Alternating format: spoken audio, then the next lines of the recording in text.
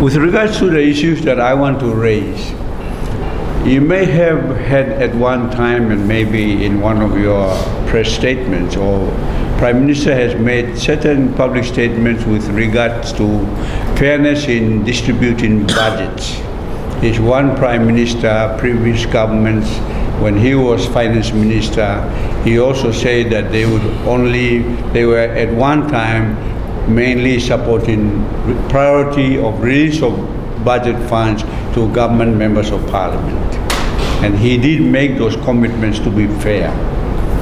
Unfortunately, recently, in the distribution of, I believe, infrastructure funds to the value of 5 million per member of parliament, only 4 members from the opposition were given the privilege for the 5 million distribution.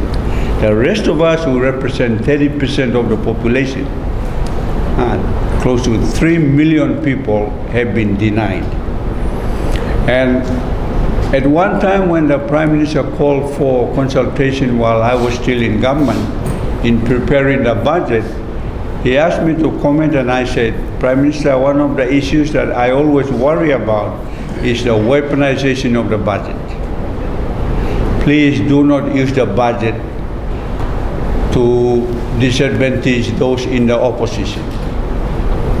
I am continuously worried that we have not resolved this issue, because while you are penalizing those who disagree with you, you have to remember that you are penalizing the constituencies that we represent. Yeah. And that's the issue. It's the people who continue to suffer when you hold back budgeted funds. Yes, yes. You know, it's basically breaking the law in my view, because the budget is the law. Appropriation. It's an appropriation bill which has become law when it is certified. And so no executive government should be seen to be breaking the law by only favoring those people who support the Prime Minister. And into the future, we need to find a solution to this, because this must stop. And when we defeat the vote of no confidence which is coming, our new government will look at these issues, that we will make sure that the funds that are allocated to the budget are protected for every constituency. Forget about the member of parliament that is representing them. It has to be directed to the constituencies, the people. And some of us are strongly of the opinion that we may have to allow the constitutional protection, like the district support grants, DSG. It is a constitutional grant. And at this stage, as a senior member of parliament, I am looking at moving these service improvement funds, whether it's LLG, provincial or district, to constitutional grants, guaranteed. So no Prime Minister of that day has the powers to manage the politics of it. Unfortunately, the issue is Prime Minister is now forgotten to manage the country. Yes, yes. He's now focusing on managing the politics. And the evidence of it is recently is when he only gave the 5 million checks to the members of the government and not the opposition. And I mean, if you have to play politics, look,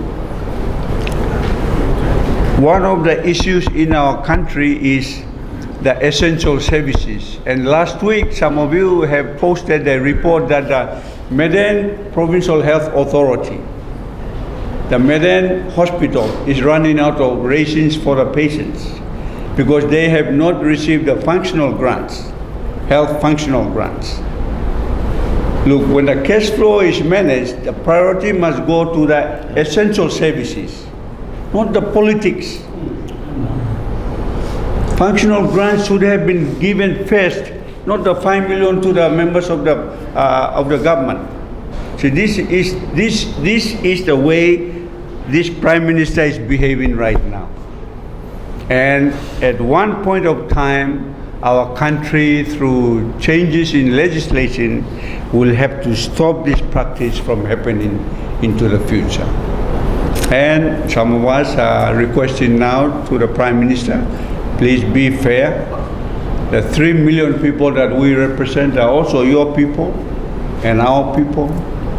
And the preamble of the Constitution guarantees fair and equal distribution of the nation's wealth. Yes, yes, yes. I mean, how low can you go in this decision of recently? My concern right now is I am of the strong opinion that we have a problem with our cash flow situation. I know that the Prime Minister is denying it. Oh, there is enough money, but you and I know that only last week public servants had delayed payment for a day. Previously, us members of Parliament have been having delays in our fortnight by 5 days, 7 days. Now that's a symptom of cash flow issue. And you know, fortnight has to be paid every fortnight. And I'm predicting that the next fortnights that are before us, the country will have some issues with regards to the timely payment of fortnights to public servants and politicians, and also the timely payment of service providers in this country because of cash flow situation.